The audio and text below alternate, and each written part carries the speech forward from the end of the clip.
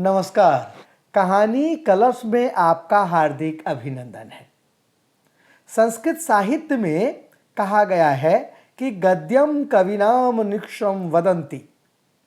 गद्य को कवि की कसौटी कहा गया है। इसी तर्ज पर हम कह सकते हैं कि लघु कथा कथाकार की परिपक्वता का परिचायक है। कम से कम शब्दों में कथा को प्रस्तुत करना कठिन होता है। प्रत्येक विधा का अपना शास्त्रीय पक्ष होता है, उसका अपना व्याकरण भी होता है।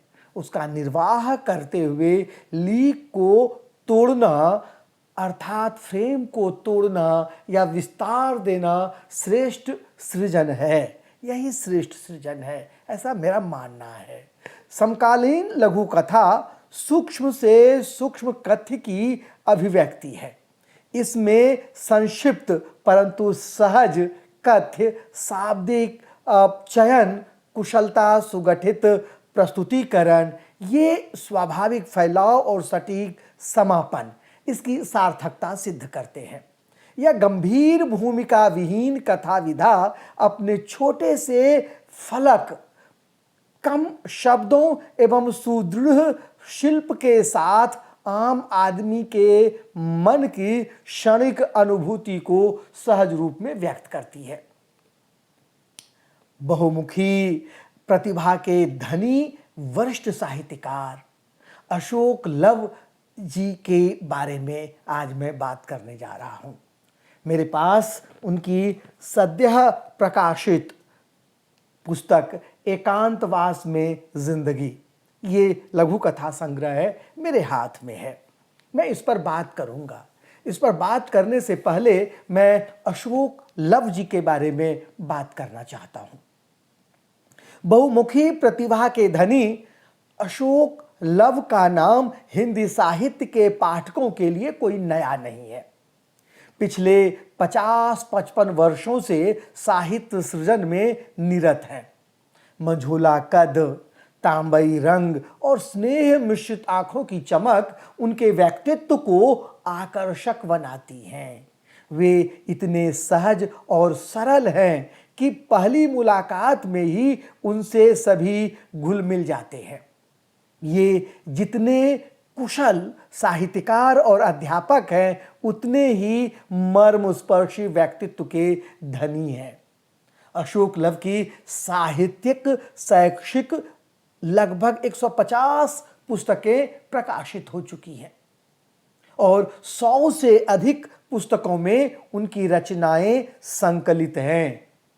इनकी चर्चित पुस्तकें हैं शिखरों से आगे, ये उपन्यास है, लड़कियां छूना चाहती हैं आसमान, सलाम दिल्ली, पत्थरों से बंधे पंख, हिंदी के प्रतिनिधि साहित्यकारों से साक्षात्कार, सर्वजन हिताय, श्रीमद् भागवत गीता, खिड़कियों पर टंगे लोग आदि आदि। इन्हें विद्यासागर, विद्यावाचस्पति, साहित्य अलंकार जैसे उपाधियों से अलंकृत किया गया है। इन्हें 70 से अधिक संस्थाओं द्वारा सम्मानित भी किया गया है, जिनमें प्रमुख सम्मान हैं कबीर सम्मान, भारतेंदु हरिश्चंद्र सम्मान, सुभद्रा कुमारी चौहान सम्मान, मोहयाल गौरव सम्मान आदि आदि। लघु कथा और अशोक लव जी, लघु कथा और अशोक लव दोनों एक दूसरे के पर्याय हैं। हिंदी लघु कथा की बात इनकी चर्चा के बिना अधूरी मानी जाएगी। जी, अधूरी मानी जाएगी। अशोक लव लघु कथा को आज के जीवन की मांग मानते हैं। उनका मानना है कि आज की जिंदगी भागम भाग की है। इस जिंदगी में लघु कथा अपने लघु आकार में जीवन से संबद्ध सभी पक्षों का उद्घाटन कर पूर्ण साहित्यिक रसास्वादन कराने की क्षमता रखती है। इनकी लघु कथा की शक्ति संवेदनात्मक और व्यंग्यात्मक दोनों स्तर पर है। इन्होंने अपनी लघु कथा में समाज की विसंगतियों और आज के छलावे को भोग कर लघु कथा को जीवनी प्रदान की है। पारिवारिक टूटन, मानवीय मूल्यों का ह्रास और दोहरी मानसिकता को चित्रित करने में इन्हें महारत हासिल है। लघु कथा की भावभूमि में तो वहीं अशोक लव की लघु कथा में व्यंग की धार और सहानुभूति दोनों साथ साथ हैं। उदाहरण स्वरूप इनकी एक छोटी सी लघु कथा की चर्चा मैं करना चाहता हूं आपके पास। लघु कथा का शीर्षक है भूख। इसमें केवल 5 पंक्तियां हैं। ये 5 पंक्तियां अद्भुत मारक क्षमता रखती है। यह लघु कथा आज के युग की संत्रासमय जीवन की कटु अभिव्यक्ति है। जी, कटु अभिव्यक्ति है। लघु कथा इस प्रकार है, एक पुरुष था, दूसरी स्त्री, दोनों भूखे थे। एक को देह और दूसरे को रुपये मिले, दोनों की भूख मिट गई। पुरुष धनाढ्य है, उसकी भूख काम वासना की है। स्त्री निर्धन है, उसकी भूख पेट की है। दोनों मिलते हैं। पुरुष अपनी वासना तृप्ति के लिए स्त्री को पैसे देता है, दोनों की भी भूख मिट जाती है। एक अन्य लघु कथा है अपना घर, और दूसरी एक और लघु कथा है दरार। ये लघु कथाएं भी अद्भुत हैं। आज मैं अशोक लव जी का, जैसा कि मैंने चर्चा की है, नवीनतम पुस्तक एकांतवास में जिंदगी लेकर उपस्थित हुआ हूं। संग्रह की सारी लघु कथाएं लॉकडाउन के साए में लिखी गई हैं। जी दोस्तों, लॉकडाउन के साए में लिखी गई है। इसमें लेखक ने लॉकडाउन में जनसाधारण द्वारा भुगती गई यातना, संत्रास और छटपटाहट उकेरी गई हैं। इस संग्रह में लगभग 60 लघु कथाएं हैं जो कोरोना काल की हैं। इसमें एक अद्भुत बात यह है कि कोरोना काल के व्यापक परिदृश्य को जिस प्रकार लघु कथा के लघु आकार में इस व्यापक परिदृश्य को समेटा गया है, वह इनके लेखन सामर्थ्य को दर्शाता है। जी, इनके लेखन सामर्थ्य को दर्शाता है। संग्रह की सभी लघु कथाओं का कथ्य और उसकी भाषा तो भिन्न है ही। जी, भिन्न है। साथ ही साथ सभी में उसके शास्त्रीय पक्ष का भी निर्वाह किया गया है। इन विशेषताओं को लिए हुए है एकांतवास में जिंदगी, ये लघु कथा संग्रह। आइए मैं इससे कुछ लघु कथाएं आपको सुनाना चाहता हूं। संग्रह की पहली लघु कथा है बड़बड़ दादी, पृष्ठ संख्या 23 पर। जी, बड़बड़ दादी। दादी परिवार से अलग अकेली बैठी थी। भीतर वाले कमरे में सभी टीवी पर समाचार सुन रहे थे। दादी तक आवाज आ रही थी। उसे लगता था कोरोना उसके निकट ही था। उसने दवाइयां उठाईं, शुगर, ब्लड प्रेशर और थायराइड की एक एक गोली पानी के साथ ली। घुटनों की पीड़ा की दवा बाद में खानी थी। टीवी पर डॉक्टर बार बार कहते थे 60 वर्ष से अधिक वालों को खतरा था। वह तो 65 पार कर चुकी थी। दादी हनुमान भक्त थी। वह आजकल प्रातः पूजा के समय ही पूरा हनुमान चालीसा पढ़ती थी। दिन भर नासे रोग हरे सब पीरा, जो सुमरे हनुमंत बलबीरा पढ़ती। फिर हनुमाष्टक की पंक्तियां पढ़ती, कौन सो संकट मोर गरीब को, जो तुम सो नहीं चाहते हैं टारो। बेगी हरो हनुमान महाप्रभु, जो कछु संकट होय हमारो। यह पढ़कर उसे संतोष हो जाता था। वह जानती थी कि हनुमान जी ने लंका में घुसकर आतंकवादी रूपी रावण की लंका को आग लगा दी थी। चीन का यह कोरोना तो वे चुटकियों में नष्ट कर देंगे। पोते पोती आश्चर्यचकित थे। दादी अब उनके साथ न खेलती थी, न रोकती टोकती डांटती थी। सारा दिन बड़बड़ बड़बड़ करने वाली दादी अब खामोश बैठी रहती थी। जी, खामोश बैठी रहती थी। कोरोना का भय इस प्रकार व्याप्त हो गया था। और एक और जो मैं आपको सुनाने जा रहा हूं, उसी तरह की एक लघु कथा है। देखिए, कथ्य बिल्कुल अलग है, लेकिन छाया वही कोरोना काल।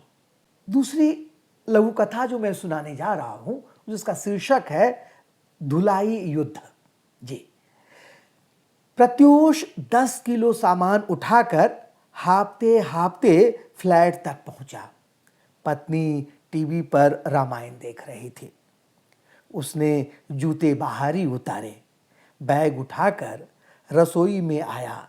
मास्क उतारकर उसे 20 के स्थान पर 30 सेकंड तक रगड़ रगड़ कर धोया।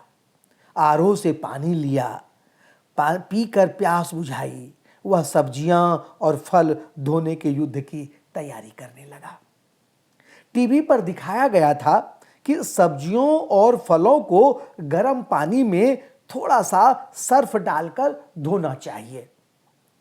उसने रसोई में लगे इंस्टेंट गीजर को ऑन किया, बाल्टी में सर्फ डाला। गीजर के गर्म पानी से बाल्टी भरकर खूब झाग बनाई। एक एक करके उसमें सब्जियां, केले, संतरे और सेब डाले। प्रज्ञा ने आवाज लगाई, आकर रामायण देख लो, आज मेघनाद मरेगा। उसने उत्तर नहीं दिया। कमीज की आस्तीनें ऊपर चढ़ाई, बाल्टी से टमाटर उठाकर धोने लगा। फिर आलुओं की बारी आई। कभी भिंडी हाथ में आ जाती, कभी खीरा।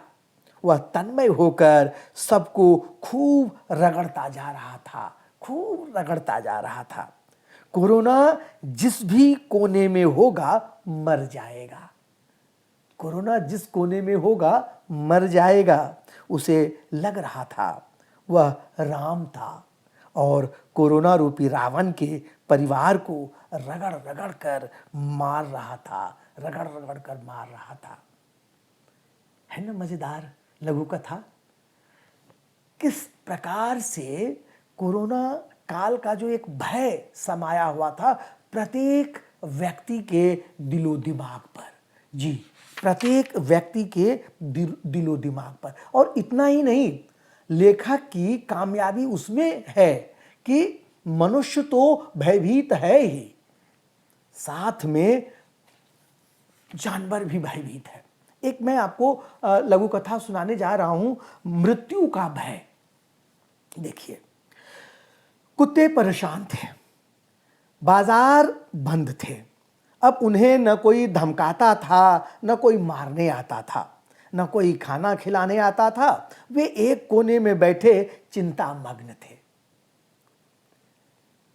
उन्हें समझ नहीं आ रहा था कि लोग घरों से बाहर क्यों नहीं आ रहे हैं। सारी दुकानें बंद थीं। एक अधेड़ कुत्ते ने सन्नाटा भंग करते हुए कहा, मैंने कल 2 आदमियों को दूध लेते समय देखा था। मैं उनकी बातें सुनने लगा। वे कह रहे थे कि सड़कों पर मृत्यु घूम रही थी। वह मुंह नाक में घुसकर मार देती थी, इसलिए मुंह पर पट्टी बांधना आवश्यक था। एक युवा कुत्ते ने पूछा, हमारे पास तो मुंह पर बांधने वाली पट्टी नहीं है, हम मृत्यु से कैसे बचेंगे? अधेड़ कुत्ते ने कहा, वे आदमी कह रहे थे कि मृत्यु सड़क पर घूमती है, हम सड़क से दूर कहीं छिप जाते हैं। इतना कहा उसने इधर उधर देखा। मैकेनिक की दुकान के पास टूटी हुई कार खड़ी थी। वह भागकर उसमें छिप गया। शेष कुत्ते भी उसके पीछे पीछे आ गए। मानवेतर कहानी। जी, मनुष्य तो भयभीत है ही, पशु पक्षियों पर भी इसका प्रभाव है। कोरोना का विकराल प्रभाव जो है, कोरोना एक ऐसी महामारी के रूप में फैली हुई है जो, जैसे हम कह सकते हैं, भूतो न भविष्यति, ये स्थिति है। अब जो मनुष्य पर भय है वही जानवरों पर भी, पशुओं पर भी वही भय है।